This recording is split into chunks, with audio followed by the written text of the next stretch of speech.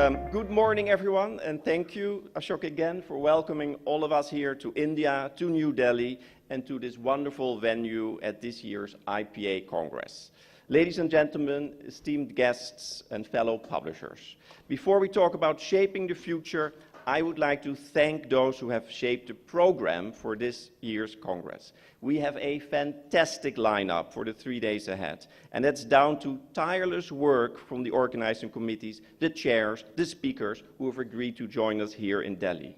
Special thanks goes to Mr. Ghosh, of course, and Mr. Mehra, and all the colleagues at the Federation of Indian Publishers who are making this happen and for giving us a great mix of local and international speakers. It should be noted that Ashok Ghosh is now the longest serving member on the IPA Executive Committee. So an honor to be here with you, Mr. Ghosh.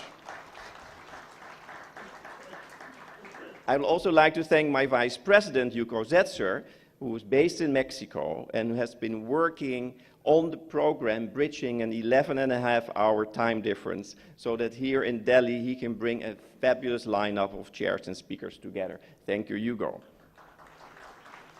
This event would not be possible without sponsors, and luckily there are many, so a big thank you to all the sponsors. I particularly would like to thank the Sharjah Book Authority and the Chant Group for their very generous support.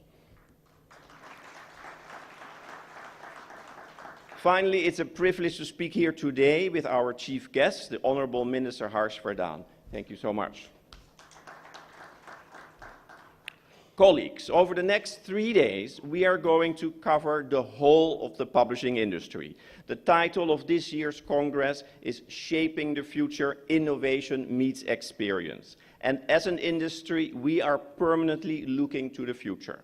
Our strength is centuries of experience and bringing authors' works to their readers. And we are constantly innovating in the way we do this. We provide high-quality information to our end users in the right format at the right time. This is well illustrated what medical publishers do, for instance, providing crucial information to emergency room doctors so that they can take the crucial decisions of life and death. And that is now supported by artificial intelligence. Can it get more futuristic than that? But we need to shout about what we accomplish. Global technology companies have successfully presented themselves as the exciting future. While some of their gloss is starting to fade among scandals of fake news and tax avoidance, they are still framing many of the policy questions that will have an impact on our industry. We need to start reframing these issues. We're in a country here that loves cricket, and it seems appropriate to use a cricketing metaphor. So we need to start hitting some sixes. Differently put, we need to get on the front foot. This Congress is part of how we do it and how we shape our future. And what a great opening day we have, with soon the Global Leaders Forum bringing together some industry heavyweights to share their big ideas, including not one but two former IPA presidents. We already welcomed YSG and Richard Charkin. They will be followed by a session of the two pillars of the IPA work, copyright and freedom to publish, and we're honored to have three very special guests joining on those two topics today. Firstly, we will welcome Francis Gurry, the Director General of WIPO, the World Intellectual Property Organization, discussing the shape of international copyright with Maria Palante, the current CEO of the American Association of Publishers and the former Registrar of US Copyright. Our third special guest is Jennifer Clement, I think she's sitting over there, President of PEN International, who will deliver a keynote on writers who challenge the status quo, and especially those who are victims of repression and imprisonment. Her keynote is very fitting, as we will hold the award ceremony of the 2018 Prix Voltaire. This is our Freedom to Publish Award, here at this Congress. This year's recipient, Gui Minhai, a Swedish publisher from Hong Kong, also serves as a board member of the independent Chinese PEN. He's a prime example of the risks some publishers take because of the books they published. We will honor him tomorrow evening. While strong copyright policies and freedom to publish are vital to our future, we also need to create the readers of the future.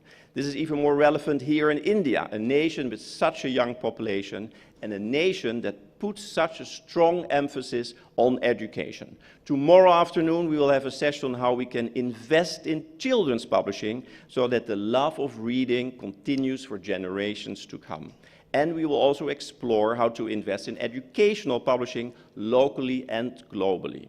We should not forget it is publishers that tackle illiteracy, and it is publishers that enable better educational outcomes.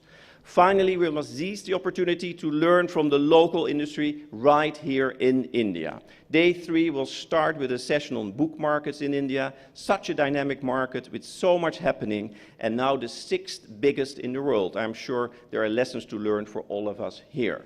Other sessions during this Congress will discuss social responsibility, shared by our Vice President Hugo Zetzer, and collective rights management. That session will be chaired by the formidable Ana Maria Cabanelas, another former IPA president, present here.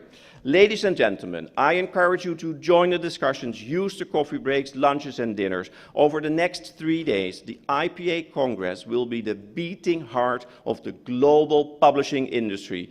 Please take part, contribute, learn as much as possible. Together, let us start hitting those sixes, if you allow me to use the cricket metaphor again, and shape the positive future for our industry for years to come. Thank you.